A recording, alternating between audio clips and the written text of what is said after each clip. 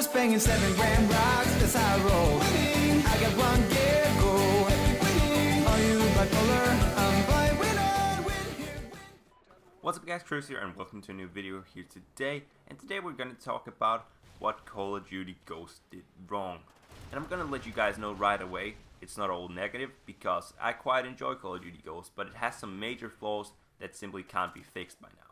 The gameplay I got for you guys is a 52 and 11 drop zone gameplay where I joined in halfway through, so I got 52 kills in a little over 5 minutes. I really hope you guys enjoyed it. It's super fast paced. And without further ado, let's hop right into the commentary. The very first thing we're going to talk about is the maps. Now Ghost came after Black Ops 2, which wasn't a flawless game, but in my opinion had some of the very best Call of Duty maps of all time. When we look at the default maps, we had Raid, we had Standoff, we had Slums, and even Hijack was a pretty good map. They then added in maps like Grind and Rush in the DLCs, all of which were fantastic maps in my opinion. So it was always going to be tough for Infinity Ward to do something as good as Black Ops 2. But what we did not expect was they gave us something as shit as Siege, as Stonehaven, Stormfront, Flooded, absolutely awful maps. Like Siege has no flow, Stonehaven is just snipers, it's way too large to do anything else but sniping, or maybe marksman rifles, but who uses those anyway?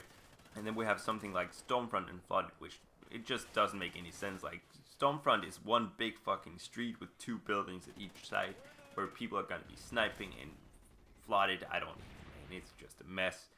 So it was always like, the maps were always super bad. Of course, you could avoid some of these maps by playing Drop Zone, Cranked, and Free For All because they only include the small maps. But even then, you're going to be playing on maps like Overlord, Prison Break, and Flooded as well, which are absolutely awful maps. What was Infinity Ward thinking? They have been making Call of Duties for so long, and then they give us this crap.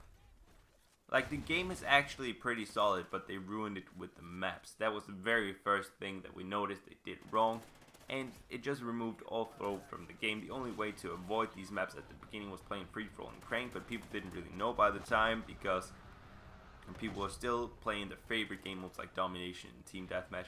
And these game modes have been absolutely ruined by the maps because they're way too big, there's no flow. Personally, I was a Domination player, but I completely stopped playing Domination in Ghost because it's only campers. They're going to try to get the B flag and then they're going to camp it because if they die, they have to run all the way back to the B flag and it takes ages. It ruins all flow in the game. Of course, they did make up for it a little bit with the DLCs, which in my opinion were very good DLCs, but it was just kind of a little too late. People didn't really want to buy the DLCs, people weren't playing Call of Duty Ghosts, and on top of that, Extinction wasn't even a redeeming factor for Call of Duty Ghosts. Black Ops 2 had its flaws, but you could still play zombies and enjoy it. Extinction was just bad, so like there wasn't really any incentive to buy the DLCs for people who didn't enjoy the multiplayer.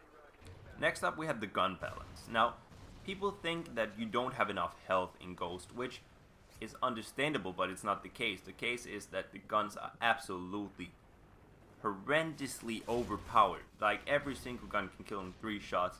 Some can kill in 4 shots across the map. Like you have a submachine gun, the MTAR, that can literally kill you in 4 shots across the map. It's ridiculous. Now, it's understandable that people thought you had too little health, but the heavy duty playlist clearly showed that that was not the case. They gave you more health, and some guns remained extremely good, like the AK-12 and the marksman rifles were suddenly like way too good for that playlist. And then you had guns like the submachine guns, like the K7, that suffered enormously because it dropped down to a 9-shot kill. So you couldn't fix it by adding more health. You would have to patch all the guns and redo the damage models, and it's not gonna happen. That patch would be enormous. You wouldn't see anyone doing that after the game was out. And talking about things that couldn't be patched, the IED. No matter how much you patch the invisible explosive device, as I've heard Thunder call it, it's not gonna help because people are just gonna stack 2 or use danger close. So what does it help? The IED is the most broken explosive I've seen in Call of Duty history. The claymores and the bouncing betties are annoying, but you can evade them, you can see them. The invisible explosive device, you're gonna stick it in some freaking bush and no one's gonna ever notice it's there until they hear that beeping sound. And talking about explosives, why was danger close ever in the game? That's the most broken perk in Call of Duty history and they brought it back. The C4 Riot Shield Danger Close combination was the most game-breaking thing in Call of Duty Ghosts for the first 4 months or something like that.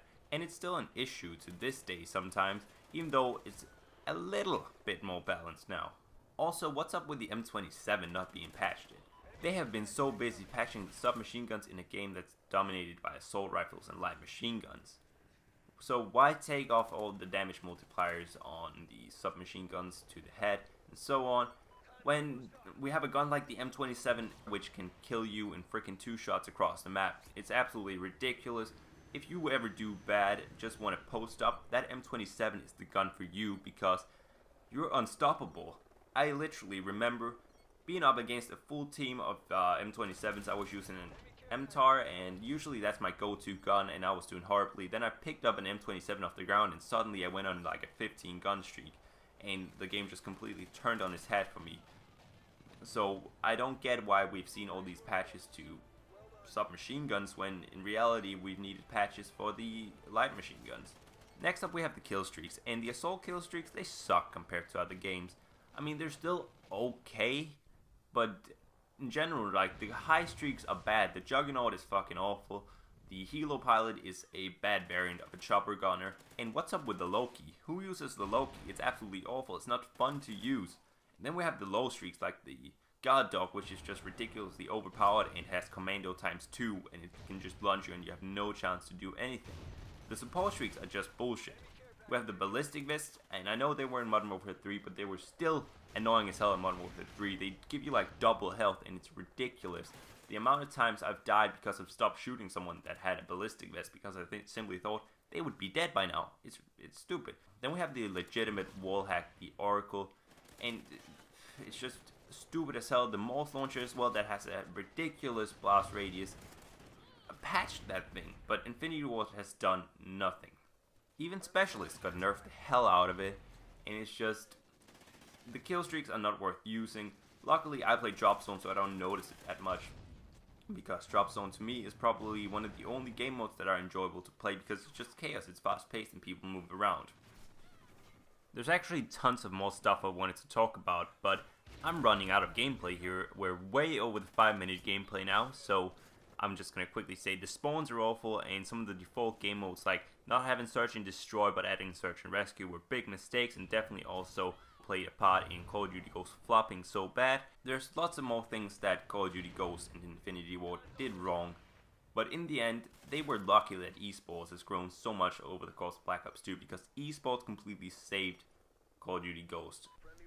But even the esports coverage in Call of Duty Ghosts is nowhere near as good as the one in Black Ops 2, and the League play variant, Clan vs Clan in Call of Duty Ghosts, is nowhere near as good as League play. But in the end, I actually find it to be quite an enjoyable game despite all of this, but in the end that's because I play Drop Zone, and I avoid the bad maps, I avoid the kill streaks and so on, except for of course when people pick it up in care packages, but I don't care, I always just use my gun, go all guns blazing and rushing, because that's pretty much the only game mode where you can rush in. I hope you guys enjoyed the commentary. If you did, make sure you leave a like, comment, and subscribe for more awesome content, and I'll see you guys on my next video. Peace.